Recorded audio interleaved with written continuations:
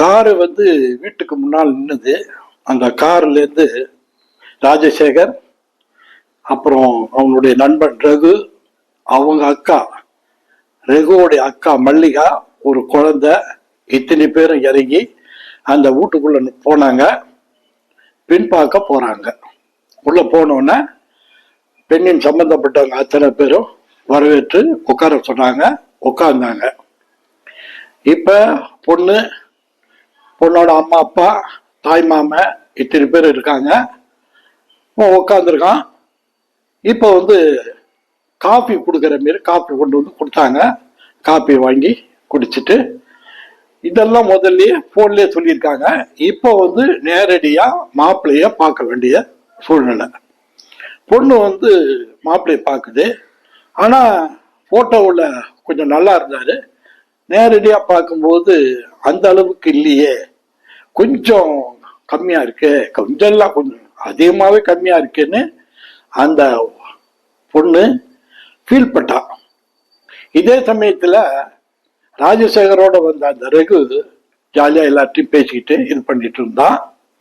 அப்போ வந்து பேசுறாங்க என்னன்னு, ஏன் உங்க அம்மாவை கூட்டு வரல, உங்க ஃப்ரெண்டை கூட்டு வந்தீங்க, அதை விட அவங்க அக்காவெல்லாம் கூட்டு வந்தீங்க அப்படிங்கும்போது ராஜசேகர் சொன்னா, எங்க அம்மாவுக்கு கால்வலி, நான் மட்டும்தான் இருக்கேன், சிங்கிள் பேரண்ட்டு, அதனால அவங்க வர முடியல. பல இடத்துக்கு நாங்கள் வந்து அம்மாவோட தான் போனேன். இப்போ அவங்க உடம்பு சரியில்லாதனால நான் வந்து என் ஃப்ரெண்டையும் அவங்க அக்காவையும் கூப்பிட்டு வந்தேன் அப்படின்னா, இப்போ தாய் மாமா இதெல்லாம் இது பண்ணும்போது இவர் யார் என்னன்னா, என்னோட ஃப்ரெண்டு, எங்க வேலை பார்க்குறாரு, இதெல்லாம் மற்ற விவரங்கள்லாம் அந்த தாய் மாமன் கலெக்ட் பண்ணிட்டாரு. எல்லாம் பார்க்கும்போது இவன் அதிகமா பேசாம ராஜசேகரு அப்படியே கொஞ்சம் ஸ்டப்பா ஒரு இறுகிய முகத்தோட அப்படி இருந்தது. அங்க உள்ள என்ன பெண் வீட்டார் பக்கம் ஒரு ஒரு ஒரு நெருக்கத்தை காட்டல. ஆனா இவன் ஃப்ரெண்டு நல்லா பேசி எல்லாத்தையும் பழகி இது பண்ணும்போது விசாரிக்கும் போது இவனுடைய பேக்ரவுண்டு, இவனுக்கு சொந்த வீடு இருக்கு, இவனுக்கு கல்யாணம் ஆகல, பொண்ணெல்லாம் பார்த்துக்கிட்டு இருக்கோங்க அப்படிங்கிற விவரம். மாப்பிள்ளைக்கு ராஜசேகருக்கு அவனுக்கு சொந்த வீடு இருக்கு, வேலை பார்க்கறான், இவனுடைய இதெல்லாம் தெரிஞ்சுக்கிட்டாங்க. இப்ப சரிங்க, நாங்க வந்து போன் பண்றோம் அல்லது நேரடியா வரோம் அப்படின்னு சில தகவலை சொல்லி அனுப்பிட்டாங்க. இவங்க 4 பேரும் வண்டியில ஏறினாங்க. வண்டியை ஓட்டிட்டு போன டிரைவர் பேரு மணி. அவங்க ஒரு இம்பார்ட்டன்டான கேரக்டர். வண்டி போச்சு, நேரா போய் கிட்டத்தட்ட 3 மணி நேரம் டிராவல் பண்ணி தான் சென்னைக்கு வரணும். வந்தாங்க. வந்து இவன் வீட்டில் இறங்கிட்டா ராஜசேகரு. அப்புறம் அவங்க வீட்டில் அவங்க போய் இறங்கிட்டாங்க. வண்டி போயிட்டு ஒரு 3 மணி நேரம் கழிச்சு அந்த ரகு ஓடி வந்தான். ரகு ஓடி வரும்போது கூடவே மணியோட வண்டியில தான் வந்தான். வந்தவன், ப்ரோ ரொம்ப தேங்க்ஸ் ப்ரோன்னு டக்குன்னு ராஜசேகரை கட்டிக்கிட்டான். நான் உங்க உதவியை மறக்க மாட்டேன். சரி முடிஞ்சுதா?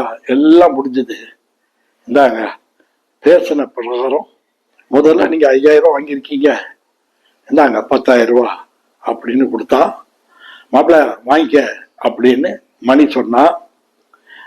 சொன்னா அதே சமயத்துல, ஏய் என்னுடைய கமிஷன் கொடுறா, அவனுக்கு 2000 ரூபா கொடுத்தான் அந்த ரகு. உங்களுக்கு கன்ஃபியூஸ் ஆயிருக்குல்ல, பின்னால போவோம். ஒரு சின்ன பிளாஷ்பேக்ல ராஜசேகருக்கு வயசு இப்போ வந்து 30. அவன் 25 வயசுல இருந்து அவன் பொண்ணு தேடுறான். இந்த கடந்த 5 வருஷத்துல பொண்ணு தேடுறதுக்கு மட்டும் கிட்டத்தட்ட ஒரு 4 லட்சம் ரூபாய் செலவு பண்ணிட்டான். எங்க போனாலும் ஏதாவது ஒரு பிரச்சனை. பொண்ணு நல்லா இருக்கும், அந்த பொண்ணு இவனுக்கு பிடிச்சிருக்கும், ஆனா அந்த பொண்ணுக்கு இவனுக்கு பிடிக்காது. பேக்ரவுண்டு ஏதாவது காரணத்துல சின்ன சின்ன விஷயத்துல கூட தள்ளி போயிருக்கு. இவனுக்கு கல்யாண பிராப்தமே நடக்காத மாதிரி ஆயிட்டு. பார்த்து விக்ஸ் ஆயிட்டான். ஒரு தடவை பொண்ணு பார்க்கறதுக்கு போக வேண்டியிருந்தது. அது வந்து கொஞ்சம் தூரம். கூடிய மட்டும் பொண்ணு பார்க்கறதுன்னா ரயில்ல போவான், பஸ்ல போவான், சில செம்மியும் ரொம்ப தவிர்க்க முடியல கார்ல போவான். அப்படி அந்த இடத்துக்கு போறதுக்காக ஒரு கேப்ப ஒரு காரை புக் பண்ணா, அந்த கார்ல வந்தவன் மணியை பார்த்துட்டு இவனுங்க பள்ளிக்கூட தோழர்கள், டே மச்சான் எப்படி இருக்க, நல்லா இருக்கியா அப்படி இப்படின்னு கேட்டுட்டு விசாரிச்சு, அப்ப என்னடா எப்படி இருக்க, நல்லா இருக்கா, நான் இந்த மாதிரி வேலையில இருக்கேன், நீ என்னோட சொந்த வண்டிடா, நான் ஓட்டிக்கிட்டு இருக்கேன், எனக்கு போய் வேலை பார்த்து எனக்கு பிடிக்கல, அதனால சொந்தமா வண்டி வாங்கி ஓட்டிக்கிட்டு இருக்கேன், கல்யாணம் ஆயிட்டா, இல்லடா நானும் பொண்ணு பார்க்குறேன், ஒன்றும் கம்மியும் இல்லை, நீ அதுக்காக தான் கூப்பிட்டேன், எனக்கு தான் நானும் பல இடத்துல பொண்ணு பார்த்து அமையலடா, இப்ப பொண்ணு பார்க்க போறோம், நல்ல வேலை நீ வா, நான் மட்டும் தனியா போக முடிய சூழ்நிலை இருந்தது, ஏன்னா என் ஃப்ரெண்டை வர சொல்லியிருந்தேன், எவனும் வரல, சரி வா நீ வா, நம்ம 2 பேரும் சேர்ந்து பொண்ணு பார்க்கலாம் அப்படின்னு இவன் போய் அந்த ஒரு இடத்துல பொண்ணு பார்த்தாங்க. பொண்ணு பார்த்த இடத்துல இவனை விட மணியை ரொம்ப பிடிச்சி போச்சு அவங்களுக்கு. உடனடியா மணிய தொடர்பு விட்டு பேசி கல்யாணமும் அவனுக்கு ஆயிட்டு.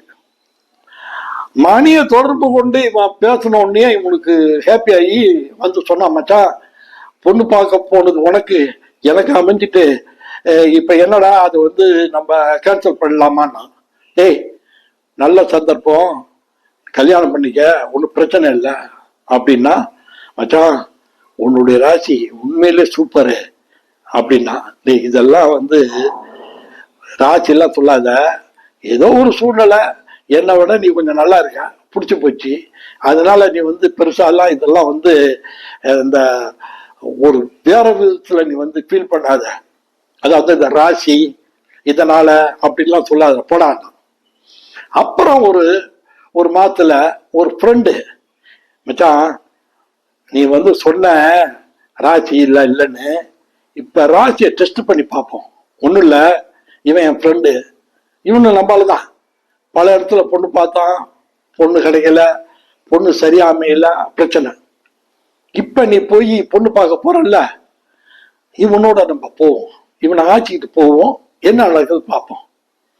அப்படியா, சரி போவோம், ஆனா ஒரு நிபந்தனை, இப்ப நீ கார்ல போறல்ல, நான் பெட்ரோல் போட மாட்டேன், அப்புறம் இந்த செலவுலாம் நீ தான், அல்லது இந்த வராடுற இவரு தான் அப்படின்னா, சரி பார்த்துடலாம்டா, போவோம், ஒர்க் அவுட் ஆனிச்சுனாக்கா அவரு தான், அவரே கொடுப்பாரு வா சொல்லி இந்த 3 பேரும் போய் பொண்ணு பார்க்க போனாங்க. பொண்ணு பாருங்க இவனை தான் பிடிச்சிருக்கு, அதாவது ராஜசேகர் இல்ல, இவனோட வந்தானே அவனை பிடிச்சி போச்சு. சொல்ல ராசிடா, டேய் உனக்கு கல்யாணம் ஆகுதோ இல்லையோ, உன்னோட வரவங்களுக்கு கல்யாணம் ஆயிடுது, அப்படிப்பட்ட ராசி உள்ளவன் நீ, அதனால இதை மெயின்டைன் பண்ணு அப்படிங்கும் போது, சரி நான் வந்தல்ல, இப்ப இதுக்கு ஒரு கமிஷனா கொடு அப்படின்னு சொல்லி ஒரு 5000 வாங்கிட்டான். இப்படி 5 கல்யாணம், இவன் போவான் பொண்ணு பார்க்க, இவனோட ஒருத்தன் வருவான், அவனுக்கு கல்யாணம் ஆயிடும். 5 மேரேஜ் ஆச்சு. இப்ப நான் ஃபர்ஸ்ட் சொன்னல, இது 6வது, இதுக்கு இப்ப தொகையை அதிகப்படுத்திட்டான், 15000 ரூபாய், இனிமே வர்றதுக்கெல்லாம் 20000 ரூபாய் வாங்குற மாதிரி ஒரு ஐடியா வீட்டுக்கு இதெல்லாம் தெரிஞ்சுக்கிட்டு அவங்க அம்மா திட்டுறாங்க, என்னடா இது பொழப்பு, உன்னோட வரவனுக்கெல்லாம் கல்யாணம் ஆகுது, உனக்கு கல்யாணம் ஆகாம இருக்க, என்ன ராட்சிடா இது அப்படின்னு அவங்கள ஒரு மனசு வெதும்பி, உனக்கு எப்படியாச்சும் கல்யாணம் பண்ணிட்டு நான் கண்ண மூடலாம் பார்த்தா இப்படி இருக்க அப்படின்னு அவங்க ஃபீல் பண்ணாங்க. இவனுக்கு மாசத்துல எப்படியும் ஒரு 30000 ரூபாய் கிடைச்சிடும், இந்த பொண்ணு பார்க்கறதுக்காக போறான்ல, இதுலயே அவனுக்கு ஒரு 30000 கிடைச்சிரும். வேலைக்கு போறான், ஒரு புது வீடு வாங்கி இஎம்ஐ கட்டிக்கிட்டான், செலவு சிக்கனம் பண்ணிட்டு, இப்ப அவன் செலவு பண்ணால கிட்டத்தட்ட பொண்ணு பார்க்கறதுக்குன்னு ஒரு 3-4 லட்சம் ரூபாய் அதெல்லாம் இப்போ ஒரு பொண்ணு பார்க்க போறேன், போற இடத்துல ஒரு ஆளை, அதாவது இன்னொரு ஃப்ரெண்டுலாம் இல்ல, இதுக்குன்னு வர கிளைண்ட் வந்தாப்புல போய் பொண்ணு பார்க்குறாங்க.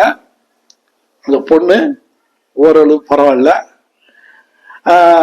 இவனு சொல்லலாம், பல இடத்துல பொண்ணு பார்க்குறோங்க, நீங்க டீ காப்பிலாம் ஒன்று கொடுக்க வேணாம், உங்களுக்கு என்ன நேரடியா பேசிடுவோம், இந்த போய் அதெல்லாம் வேணாம். என்ன, என் ஃப்ரெண்டு வந்திருக்கான், நான் வந்திருக்கேன், என்னுடைய ஃப்ரெண்டு இன்னொரு ஃப்ரெண்டு மணியும் வந்திருக்கான், நீங்க எதுவாக இருந்தாலும் நேரடியா சொல்லுங்க, பொண்ணுங்களை பார்த்து பார்த்து நான் வெறுத்து போயிட்டேன் அப்படின்னு சொல்லலாம் ராஜசேகர். அப்போ வந்து கிச்சன்ல இருந்து ஒரு பொண்ணு எதிர்த்து அப்படி இப்படி பார்த்துட்டு போறான். பாருங்க, இவனுக்கு கல்யாண யோகம் வந்துட்டு நம்ம ராஜசேகருக்கு. உடனே அப்பா கிட்ட போய் அந்த பொண்ணு எதை பேசினா தனியா, எனக்கு இவரை பிடிச்சிருக்கு ராஜசேகர அப்படின்னு சொன்னோன்னா இவனுக்கு ஒரு அதிர்ச்சி ஆயிட்டு, ஒரு திகைப்பு வந்துட்டு, பரவாயில்லையே இத்தனை காலத்துக்கு பிறகு நமக்கு ஒரு 31 வயசு நெருங்கிட்டு இந்த இதுல நம்மள ஒரு பொண்ணு பிடிச்சிருக்குன்னு சொல்றாள் அப்படின்னு அவனுக்கு ஒரு இதாச்சு. வந்த ஃப்ரெண்டுக்கு ஒரு மாதிரி ஆச்சு. ஏன்னா அவனும் பல இடத்துல பொண்ணை பார்த்துக்கிட்டு இருந்தவன், இவரோட வந்தாக்கா முடிஞ்சிடும்னு அந்த ஒரு நம்பிக்கையில வந்தவனுக்கு ஒரு சுணக்கம் ஏற்பட்டு உட்காந்துருக்கான். இப்ப நான் வந்து கொஞ்சம் பேசணும், பொண்ணுகிட்ட தானே போய் பேசுங்க அப்படின்னு பொண்ணோட அப்பா சொல்ல, இல்ல பொண்ணுக்கு வேற யாரும் அக்கா தங்கச்சி இல்லையா, அது அக்கா இருக்காங்க, அது உள்ள இருக்கா, அவ ஏன் அவங்க தனியா உள்ள போய் மறைஞ்சிட்டு இருக்காங்க, அது வந்து கல்யாணம் பண்ணோம், எல்லாம் ஜாதகம் தான் பார்த்து எல்லாம் கல்யாணம் தான் பண்ணோம், ஆனா 6 மாசத்துலயே ஒரு ஆக்சிடென்ட் இல்ல அவர் இறந்துட்டாரு, அதனால அவசகமா இருக்கக்கூடாதுன்னு அவ உள்ள இருக்கா, வேற ஒண்ணும் இல்லை. சரி நான் பேசுறேன், பொண்ணுகிட்ட தானே போய் பேசுங்க. இல்ல பொண்ணை பத்தி நான் தெரிஞ்சுக்கணும்னா அவங்க அக்காட்ட தான் நான் பேசணும் அப்படின்னா. இது என்ன ஆச்சரியமா இருக்க. சரின்னு அவங்களுக்குள்ள பாத்துக்கிட்டாங்க. சரி மாப்பிள்ள ஆசைப்படுறாரு போய் பேசுங்கன்னு சொல்லி ஒரு மாடியில போய் 2 பேரும் நின்னாங்க.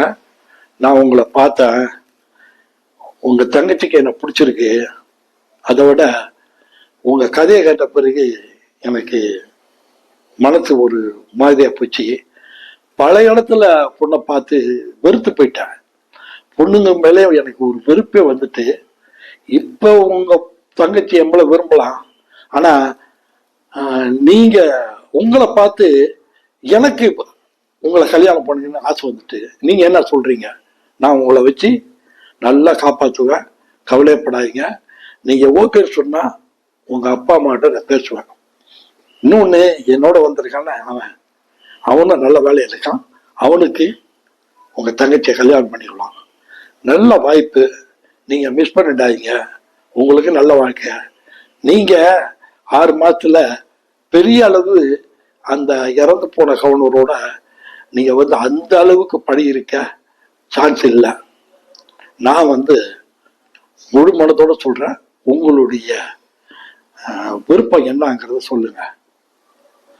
நீங்க சொல்லிட்டீங்க, எதுவா இருந்தாலும் நான் முடிவு பண்ண முடியாது, எங்க அப்பா அம்மா ஓகேன்னு சொன்னாக்கா நான் உங்களை கல்யாணம் பண்ணிக்கிறதுல எந்த ஆட்சேபனும் இல்லை அப்படின்னா சரின்னு இறங்கி வந்துட்டான். இப்போ வந்து சார் நீங்க உங்க மூத்த பொண்ணுகிட்ட கொஞ்சம் பேசிட்டு வாங்க, அப்புறமா நீங்க பேசிட்டு வாங்க சொல்றேன். நான் போய் அவர் பேசினாரு. பேசணுன்னே கொஞ்ச நேரத்துல ஓடி வந்து கட்டி அனுப்பிச்சுக்கிட்டார் ராஜசேகர். தம்பி, எனக்கு மிகப்பெரிய கவலை என்னன்னா, என் பொண்ணுக்கு கல்யாணம் பண்ணி 6 மாசத்துலயே விதவையா வந்துட்டா, அவ வாழ்க்கை என்ன ஆகுமோன்னு நினைச்சுக்கிட்டு இருந்தேன். நீங்க வந்து அவங்களுக்கு வாழ்க்கை கொடுக்குறேன்னு சொல்றீங்கல்ல, மிகப்பெரிய நீங்க தியாகி தான். என்னை பொறுத்த வரைக்கும் இப்படிப்பட்ட ஒரு கேரக்டர் நான் பார்த்தது இல்லை அப்படின்னு கட்டி அணிச்சு கண்ணீர் விடுறாரு. அதே சமயத்துல நீங்க சொன்னீங்கல்ல, இந்த பையனுக்கு அதாவது நீங்க பார்க்க வந்தீங்கல்ல என்னுடைய 2வது பொண்ணை கல்யாணம் பண்ணி கொடுக்கல, எந்த ஆட்சேபனையும் இல்லை அப்படின்னு சொன்னாரு. சொன்ன ரொம்ப ஹாப்பி, இதோட கல்யாணம் முடிஞ்சது. அப்ப அவன் நினைச்சு பார்த்தா, யாரு ராஜசேகருக்கு கல்யாணம் பண்ணக்கூடிய அந்த பொண்ணு நான் 6 மாசமா அவன்கிட்ட அவஸ்தப்பட்டது எனக்கு தான் தெரியும். என்ன எந்த அளவுக்கு டார்ச்சர் பண்ணதுன்னு இது வரைக்கும் நான் யார்கிட்டையும் சொல்லல. அது என் மனசுக்குள்ளே இருந்தது. எப்படா சாவான் அப்படின்னு கூட நினைச்சேன். நான் நினைச்சது நடந்தது. 6 மாசத்துலயே ஆக்சிடென்ட்ல செத்து போயிட்டான் அப்படின்னு அவர் நினைச்சா